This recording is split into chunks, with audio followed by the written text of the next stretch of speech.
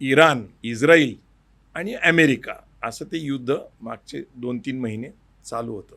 आणि त्याच्या अगोदर युक्रेन आणि रशिया या युद्धाचा परिणाम तेलाच्या व्यापारावर झाला आणि म्हणून क्रूड ऑइल जे आहे त्याच्या किमती वाढल्या म्हणा किंवा त्या उपलब्ध होण्याचे प्रॉब्लेम झालेले आहेत.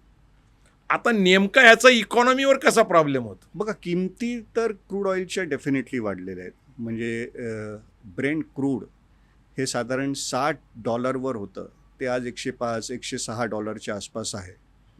याचा अर्थ किमती जवळजवळ 70-80% वाढलेल्या आहेत. बरोबर. हे तर झालेलंच आहे.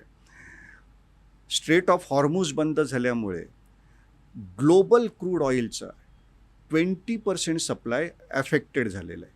आता 20% सप्लाय अफेक्ट झालेला आहे म्हटल्यावर भारतावर त्याचा थोडाफार परिणाम तर होणार, पण आपल्याकडे अजूनही तेवढी वाईट परिस्थिती नाही आलेली आहे की बरेचसे पेट्रोल पंप बंद झालेले आहेत, तिकडे पेट्रोल डिझेल अवेलेबल नाही आहे, अशी परिस्थिती आज नाही आहे. पण पुढे जाऊन ती होऊ नये, त्या परिस्थितीपर्यंत आपण जाऊ नये, ह्याच्यासाठी आज काहीतरी प्रिव्हेंटिव्ह स्टेप्स घेतल्या पाहिजेत. मग त्या काय घेतल्या पाहिजेत? तर तुम्ही क्रूड ऑइल किंवा पेट्रोल डिझेल जे क्रूड ऑइलपासून बनतं त्याचा वापर थोडासा कमी करा, हे पंतप्रधानांचं सांगणं आहे. अच्छा. त्याच्यासाठी त्यांनी काही मेजर्स सुचवलेले आहेत. सगळ्यात पहिले तर तुम्ही कार पूल करा, पब्लिक ट्रान्सपोर्ट वापरा, शक्य झालं तर वर्क फ्रॉम होम ही संकल्पना राबवा, त्याच्यामुळे ट्रान्सपोर्टेशन कॉस्ट कमी होईल. पण हे जनरली आता जे 3 क्लासेस आहेत आपल्याकडे, एक मिडल क्लास अँड बिलो, एक अप्पर मिडल क्लास आणि एक त्याच्यावरचे, ज्याला हाय नेटवर्थ इंडिव्हिज्युअल किंवा अल्ट्रा हाय नेटवर्थ इंडिव्हिज्युअल म्हणतात. मिडल क्लास आणि बिलो जे आहेत ते असेही पब्लिक ट्रान्सपोर्टचाच उपयोग करतात, अच्छा. जे 70% पेक्षा जास्त आहे. खरंय, खरंय. अप्पर मिडल क्लास आणि त्याच्या वरचेच लोक आहेत जे स्वतःची प्रायव्हेट कार घेऊन सगळीकडे फिरतात.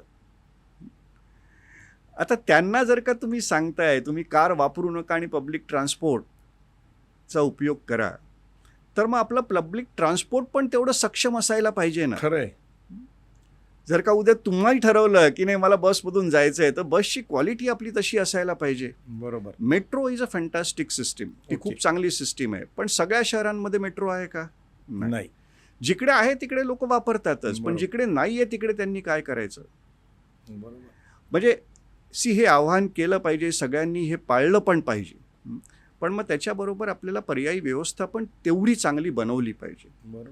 लोकांनी कार गिव्ह अप करून पब्लिक ट्रान्सपोर्ट घेतलं पाहिजे, एवढी चांगली व्यवस्था आपण तयार केली पाहिजे.